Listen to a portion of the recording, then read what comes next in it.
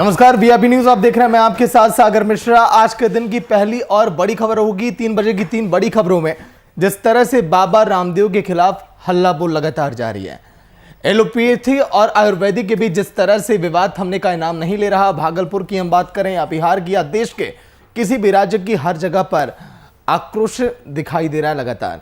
दूसरी खबर आज के दिन की लॉकडाउन 4 को लेकर। बिहार में जिस तरह से आगे लॉकडाउन की तारीख बढ़ाई गई, लेकिन यहां पर कुछ पाबंदियां तो कहीं पर छूट भी अब दिखाई दे रही है। ऐसे में लोगों को लॉकडाउन का पालन करना बेहद जरूरी है और जिन लोगों को छूट मिली है उसी के अंतराल में अपने कामों को निपटाएं। तीसरी खबर आज के दिन की लापरवाही से जुड़ी है, जहां पर एक्सपायरी डेट की दवाएं जब लोगों के बीच जा रही हैं तो फिर सोचिए लोगों का जीवन कैसे बचेगा। ये 3 बड़ी खबरें जिस पर हम डालेंगे नजर, लेकिन उसके पहले देखिए आज के दिन की बड़ी सुर्खियां।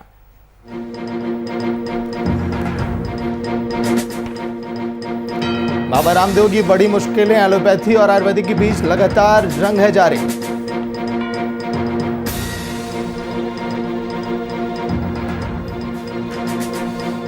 लॉकडाउन 4 को लेकर बिहार में लगातार जारी है सियासत, लेकिन आज से लॉकडाउन 4 की गाइडलाइन जारी। कहीं राहत तो कहीं सख्ती।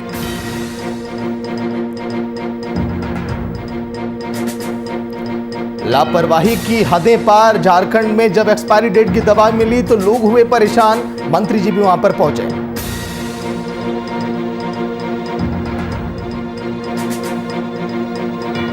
विश्वविद्यालय में तालाबंदी, आक्रोशित हुए छात्र। प्रदर्शन का दौर लगातार जारी। पिछले 1 सालों से ठप पड़ी है शिक्षा व्यवस्था। तो चलिए शुरुआत करेंगे पहली खबर के साथ। आयुर्वेद और एलोपैथी के बीच का विवाद थमने का नाम नहीं ले रहा। बिहार में भी अब एलोपैथी डॉक्टरों के द्वारा योग गुरु के खिलाफ जमकर हल्ला बोल रहे हैं। भागलपुर के मायागंज अस्पताल में मेडिसिन विभाग में आयोजित प्रेस कॉन्फ्रेंस के दौरान आईएमए के चिकित्सक डॉक्टर हेमशंकर शर्मा ने योग गुरु पर जमकर प्रहार किया और बाबा रामदेव को मानसिक रूप से दिवालिया घोषित करते हुए कहा कि हमारी लड़ाई आयुर्वेद से नहीं है, बल्कि सिर्फ आयुर्वेद के खोल पहने उस ढाल से, भगवा चोला पहनने वाले व्यक्ति से। वहीं दूसरी ओर मुजफ्फरपुर के जिला अदालत में योग गुरु रामदेव पर परिवाद दर्ज कराया गया। बुधवार को मुजफ्फरपुर के मुख्य न्यायिक दंड अधिकारी की अदालत में अधिवक्ता सुधीर कुमार ओझा ने एक परिवाद पत्र दायर किया। परिवाद पत्र में उन्होंने पतंजलि विश्वविद्यालय और शोध संस्थान के संयोजक स्वामी रामदेव पर आरोप लगाया कि 21 मई को स्वामी रामदेव ने विभिन्न टीवी चैनलों पर एलोपैथी चिकित्सा विज्ञान पर अमर्यादित टिप्पणी की। इसके अलावा उन्होंने कोरोना से डॉक्टरों की मौत का भी मजाक उड़ाया। इस परिवाद को न्यायालय ने स्वीकार करते हुए सुनवाई के लिए 7 जून की तारीख अब तय की है।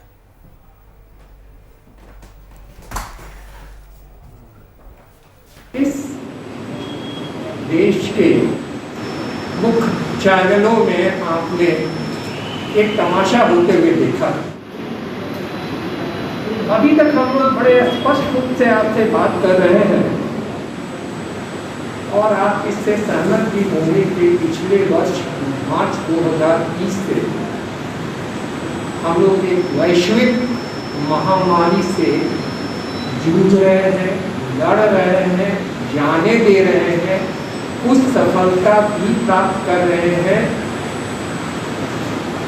वो सिर्फ और सिर्फ आज के मॉडर्न मेडिसिन, आधुनिक चिकित्सा प्रणाली के साथ।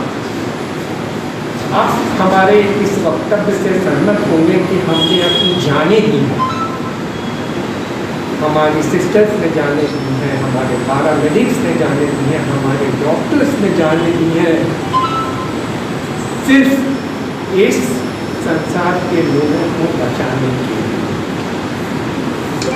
आप दूसरे पहलू से देखिए, आप फ्रंट लाइन अगर देख रहे हैं कि रामदेव बाबा ने कुछ कहा, ये एक पक्ष है। कोरोना महामारी के समय में जब कि डॉक्टर नर्स जो में काम करने वाले लगे हुए थे, उनकी मृत्यु हो रही थी। 1000-1200 के करीब में उनकी मृत्यु हो चुकी है, लाखों में आम जनता की मृत्यु हुई है।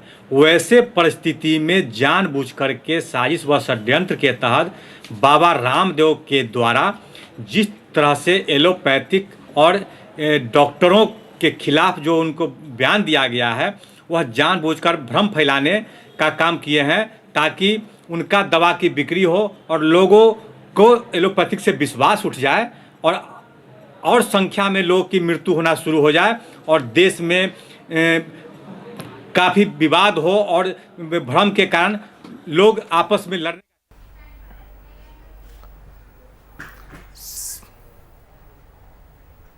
Senior reporter Shashank Dubey live जुड़ गए हैं पूरी जानकारी के साथ। शशांक, जिस तरह से डॉक्टरों का हल्ला बोल, डॉक्टरों में आक्रोश ही दिखाई दे रहा है पूरे देश भर में, आज के दिन बिहार के भी कई जिलों में दिखाई दिया बाबा रामदेव के खिलाफ। शशांक, देखिए सर, बाबा रामदेव के खिलाफ आईएमए मोर्चा खोले हुए और आईएमए के खिलाफ बाबा रामदेव दोनों तरफ से अटैक और काउंटर अटैक हो रहे हैं।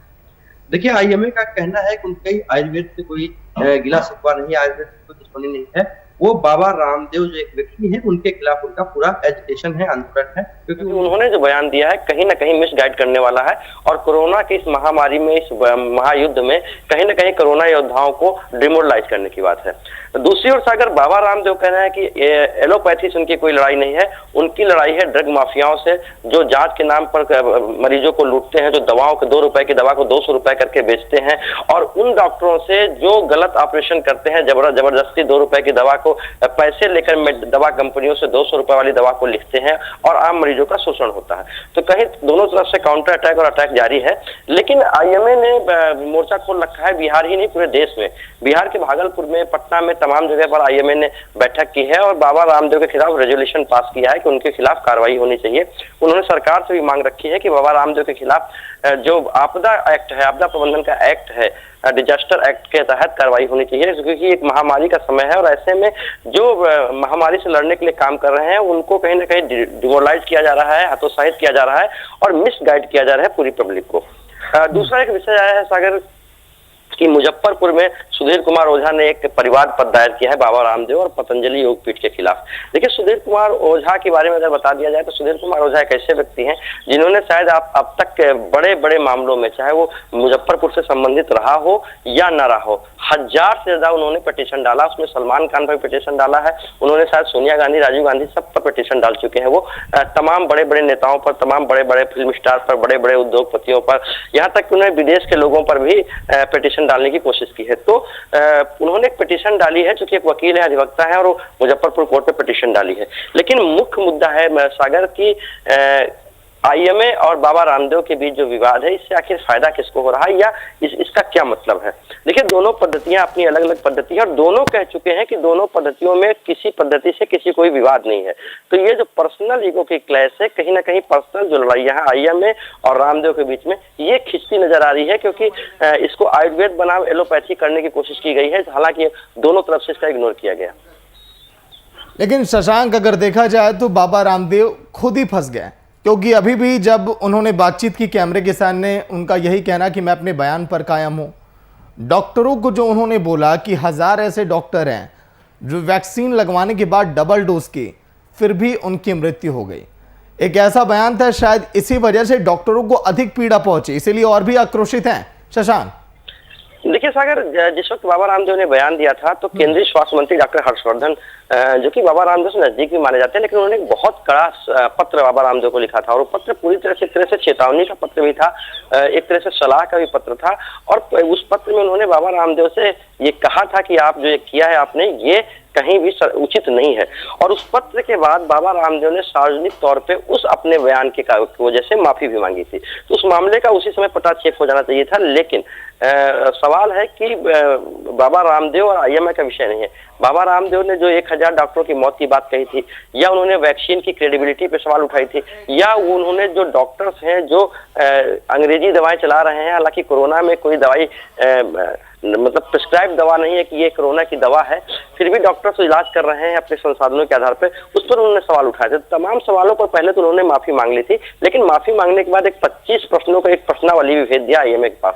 देखिए, तमाम मुद्दों को जोड़कर देखा जाए तो सीधे सीधे कहा जाए कि बाबा रामदेव और आईएमए आमने सामने है, और कहीं ना कहीं मुद्दा जहां आईएमए आरोप लगा रहा है कि बाबा रामदेव अपनी दवाइयों बेचने के लिए, आयुर्वेद की दवाइयों की नहीं, अपनी आयुर्वेद की दवाइयों को बेचने के लिए कहीं ना कहीं एलोपैथी को डिस्करेज कर रहे हैं, एलोपैथी को गलत साबित करने की कोशिश कर रहे हैं, और उन डॉक्टरों की कुर्बानियों को भी कहीं ना कहीं, जो हजारों डॉक्टर की मौत हुई है उनकी कुर्बानियों को भी वो मजाक उड़ा रहे हैं। तो इसी पर आईएमए कहीं ना कहीं आक्रोशित है। आईएमए का आक्रोश भी सागर बहुत जायज है, लेकिन सवाल ये उठता है कि इस वक्त जो ये कोरोना का मामला चल रहा है, इस वक्त दोनों लोगों ने जब अपनी अपनी बातें मान ली है, दोनों पक्ष का कहना है कि उनकी आयुर्वेद से कोई दुश्मनी नहीं है, उनका कहना है कि उनको एलोपैथ से कोई परहेज नहीं है। ऐसे में दोनों पक्षों को अब इस वक्त थोड़ा शांति होनी चाहिए, क्योंकि देश एक बड़े कोरोना काल से जूझ रहा है। अब हालांकि IMA के पास भी अपने ऑप्शंस ओपन है, वो लीगल एक्शन कर सकते हैं उनके बयान के खिलाफ, क्योंकि वो बयान अभी भी पब्लिक डोमेन में है। और दूसरा, बाबा रामदेव जो कह रहे हैं कि जो तमाम डॉक्टर्स हैं, बड़ी संख्या में ऐसे डॉक्टर्स हैं जो दवाओं का धंधा करवाते हैं। 2 रुपए की दवा, जो 2 रुपए की मॉलिक्यूल है या 10 रुपए की मॉलिक्यूल है, वो हजार रुपए में उसकी टेबलेट मिलती है, और डॉक्टर जो है दवा कंपनियों से पैसा लेकर उन दवाइयों को लिखते हैं। बेवजह जो है वो टेस्ट करवाते हैं, जिससे आम लोगों को परेशानी होती है। तो दोनों अपनी अपनी बातों पर कायम है, और शायद दोनों की बातों में कुछ ना कुछ तथ्य है। कहीं ना कहीं देखा जाए कि इससे पूरा पब्लिक जो है, जिस वक्त कोरोना का मामला चल रहा है, आम लोग परेशान हैं, आम लोग कहीं ना कहीं सशंकित हैं। ऐसे में दोनों तरफ से क्रेडिबिलिटी पर थोड़ा सवाल उठाना गलत है, और दोनों तरफ फिलहाल संयम बरतना चाहिए। लीगल ऑप्शन दोनों के पास ओपन है। बहुत बहुत शुक्रिया शशांक पूरी जानकारी के लिए। तो भागलपुर में डॉक्टरों ने भी हमला किया है बाबा रामदेव के उस बयान को लेकर, जिसमें उन्होंने वैक्सीन को लेकर, डॉक्टरों को लेकर आहत करने वाली बात बोली है उन डॉक्टरों के लिए जो इस कोरोना वॉरियर्स हैं इस कोरोना काल के दौरान।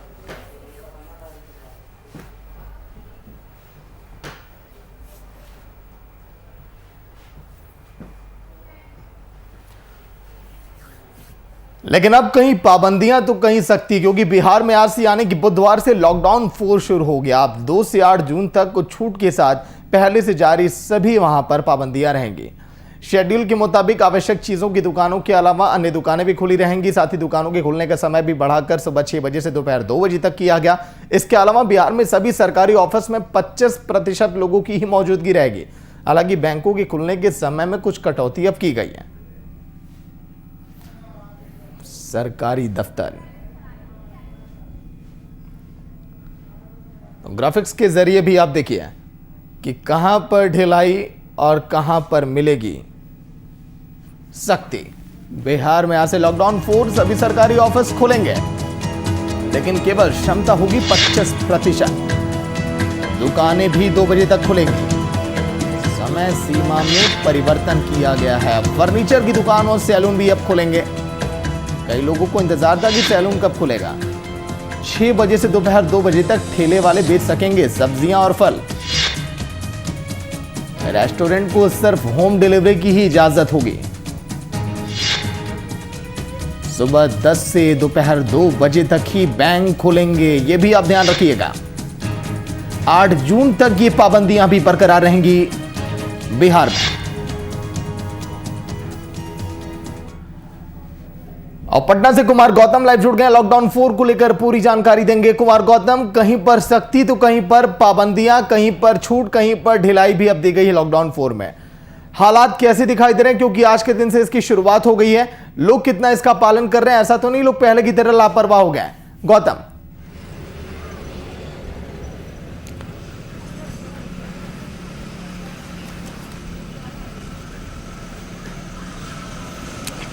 और जो तस्वीरें हैं वो बयां करने के लिए काफ़ी है कि फिर से एक बार बिहार बेपरवाह लापरवाह हो गया है। इसलिए क्योंकि जिस तरीके से मानो आज किसी सैलाब की तरह लोग घरों से बाहर निकले।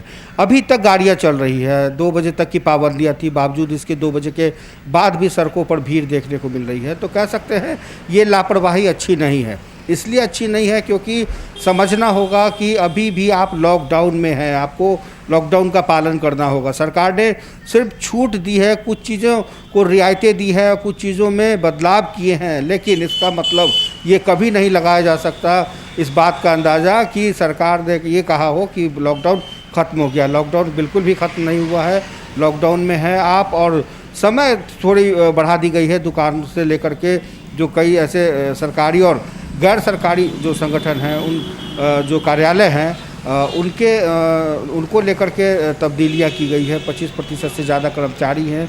तो ऐसे में प्राइवेट फर्म में भी ज़्यादा मैक्सिमम लोग जो काम करने वाले लोग हैं वो इस वक्त सड़कों पर हैं। तो ये बात अच्छी नहीं है कि राजधानी पटना की ये जो बदली हुई तस्वीर है ये अच्छे संकेत नहीं है। और प्रशासन की लापरवाही आज पिछले 20-25 दिनों में सबसे ज़्यादा देखने को मिली है। उन चौक चौराहों पर जहाँ पे बैरिकेटिंग होती थी, लोग खड़े होते थे, प्रशासन के लोग में ट्रैफिक के लोग खड़े होते थे, डंडा दिखाते थे, जांच करते थे, वो आज कहीं भी कुछ भी नहीं है। पटना के सभी, हालांकि जिलाधिकारी ने ये दावा किया था कि कहीं ना कहीं ये पाबंदियों को लेकर के जो 40 और 10 यानी कि टोटल 50 जो आउटपोस्ट बनाए गए थे वहाँ पर सख्ती रहेगी। लेकिन इवन कि डाक बंगला चौराहे पर, राजधानी का जो हट है डाक बंगला चौराहा, वहाँ भी वो चीज़ें, वो सख्ती नहीं देखने को मिली। और यही वजह है कि अब अपने सहयोगी कैमरा पर्सन सप्तऋषि से कहेंगे कि वो तस्वीरों के जरिए दिखाए कि किस तरह से गाड़ियाँ चल रही है। इस देखिए कि लगातार जो है वो गाड़ियाँ कंटिन्यू चल रही है, मानो किसी कोई भीड़ या कोई किसी रैली जैसा नज़ारा सामने आ रहा। तो कह सकते हैं कि ये संकेत अच्छे नहीं हैं। लेकिन जो रोज़मर्रा की चीज़ें हैं उनमें रियायतें दे करके ये बदलाव किया गया है। तो ये बदलाव मतलब ये चेंजिंग, ये सड़कों पर अचानक से इतनी भीड़ देखने को मिलेगी ये नहीं लगा था। लेकिन ये जो बदलाव है, इस बदलाव के बाद कोरोना का संक्रमण फिर बढ़ सकता है। तो कहीं ना कहीं अभी कुछ पाबंदियां हैं और अनिवार्य सेवाएं ही के जगह बेवजह लोगों का निकलना, ये जो है ये नुकसान दे सकता है बिहार को, और बिहार की सेहत पर भी इसका असर पड़ सकता है। तो कह सकते हैं कि लेकिन गौतम, जो तस्वीरें आप दिखा रहे हैं टीवी स्क्रीन पर, पूरे बिहार की जनता इसको देख रही है, तो क्या प्रशासन के लोग भी देख रहे हैं? जाहिर सी बात है, इसके बावजूद क्या वो कड़ाई का पालन नहीं करा पा रहे हैं? क्या वो असमर्थ हैं, या फिर वो भी अब ये ठान चुके हैं कि हाँ कोरोना का खात्मा हो गया है, और फिर से अगर कोरोना ने दस्तक दे दी तो सोचिए क्या हाल होगा लोगों का? गौतम,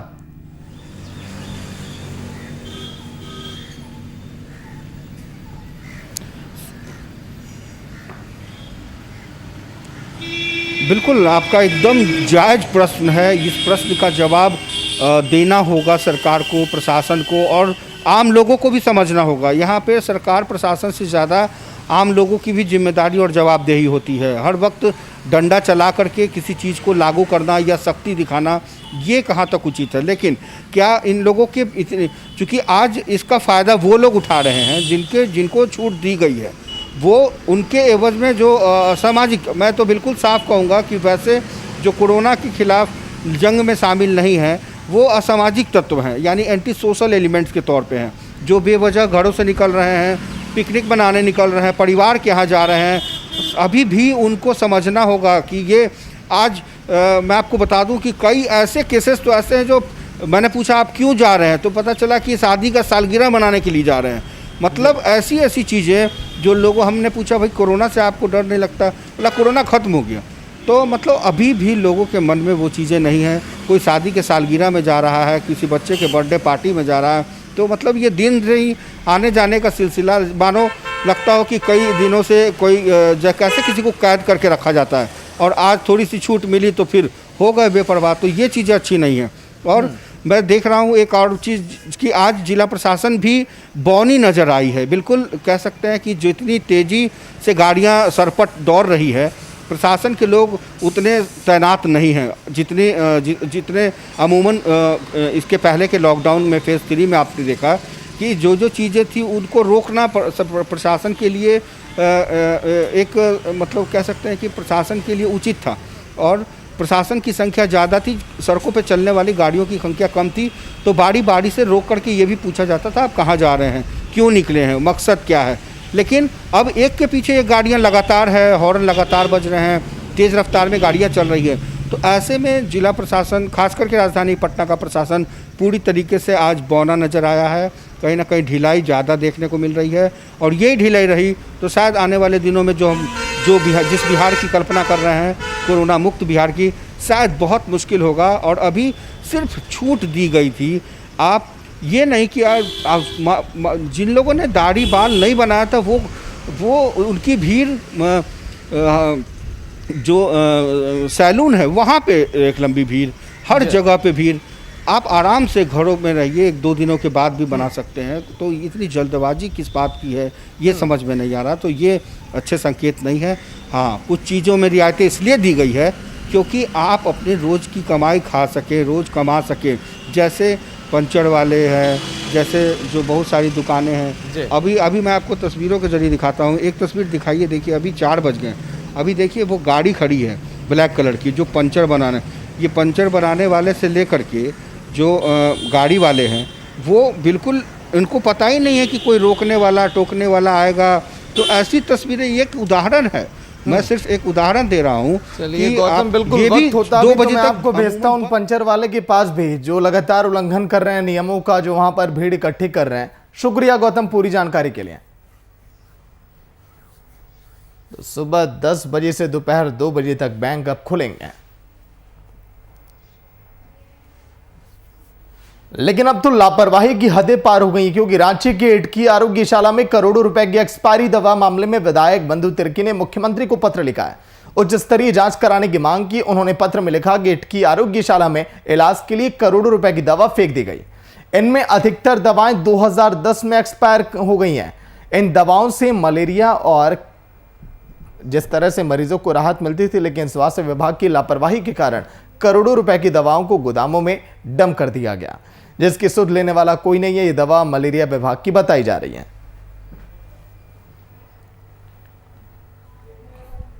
में यहाँ पर स्टेट मलेरिया अफसर ऑफिस और स्टेट टीबी ऑफिस दोनों था। दोनों का स्टेट ड्रग स्टोर यहाँ इटकी में ही था।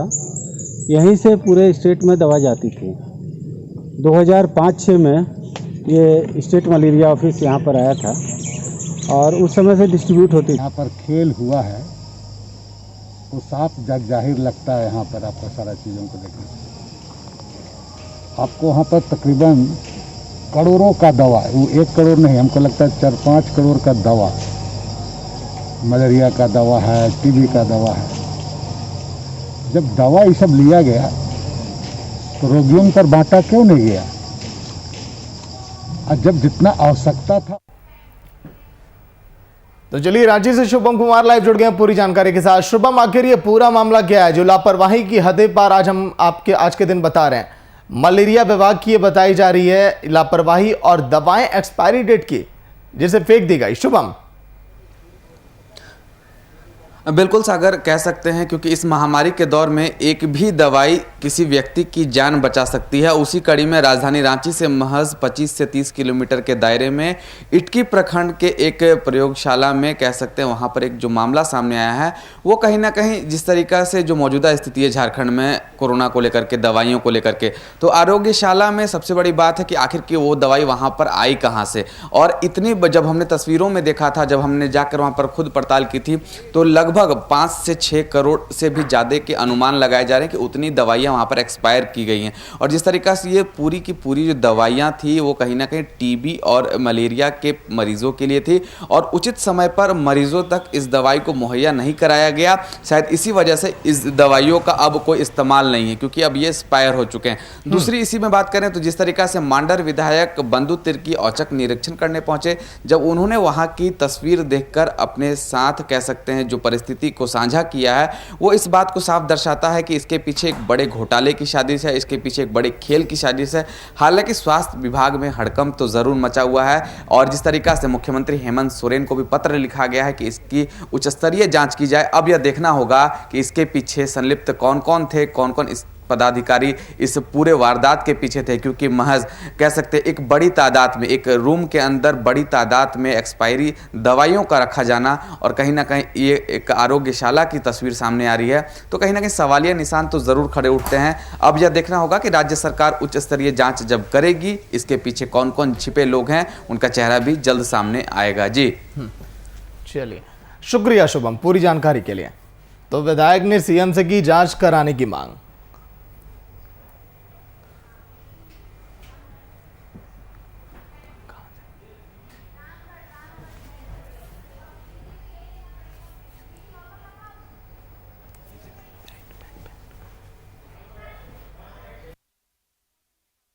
विधायक ने सीएम से की जांच कराने की मांग। एक्सपायरी डेट की दवाएं, बड़ी खबर आ रही है आपकी इसी दौरान आपकी टीवी स्क्रीन पर। इस वक्त की बड़ी खबर, रामगढ़ से अपराध की योजना बना रहे 8 अपराधियों को गिरफ्तार किया गया। बड़ी खबर, अपराध की योजना बना रहे 8 अपराधी गिरफ्तार। गोला थाना क्षेत्र से गिरफ्तारी हुई थी इनकी।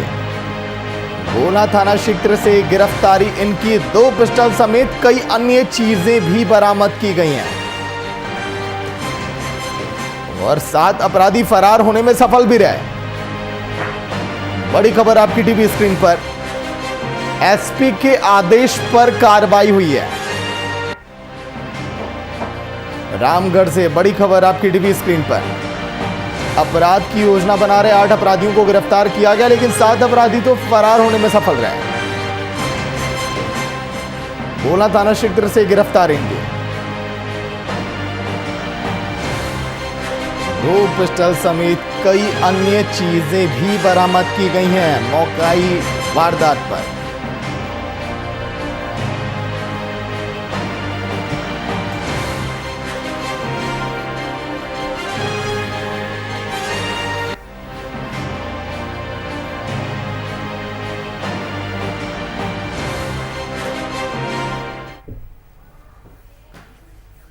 तो चलिए जल्दी से आखिरी में जाते जाते एक बार फिर से जान लेते हैं आज के दिन की 3 बड़ी खबरें जो सुर्खियों में। सबसे पहली खबर, बाबा रामदेव की मुश्किलें लगातार बढ़ती हुई, क्योंकि बिहार के मुजफ्फरपुर में भी आज के दिन डॉक्टरों ने गुहार लगाई है कि इनके खिलाफ एक्शन लिया जाए। कोर्ट का दरवाजा खटखटाया और पटना में भी प्रदर्शन किया गया। डॉक्टरों ने वहां पर काला बिल्ला लगाकर प्रदर्शन किया और विरोध वहां पर जताया था।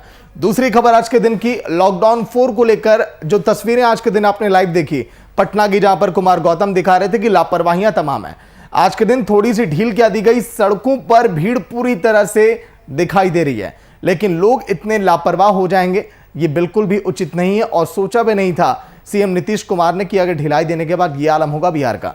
तीसरी खबर आज के दिन की एक्सपायरी डेट की दवाओं से जुड़ी है, जहां पर विधायक तिर्की जी पहुंचे और उन्होंने जांच किया और कहा है कि जल्द ही इस पर जांच की जाएगी और एक्शन लिया जाएगा, कार्रवाई की जाएगी। फिलहाल इतना ही, देखती रहिए VIP न्यूज़। नमस्कार।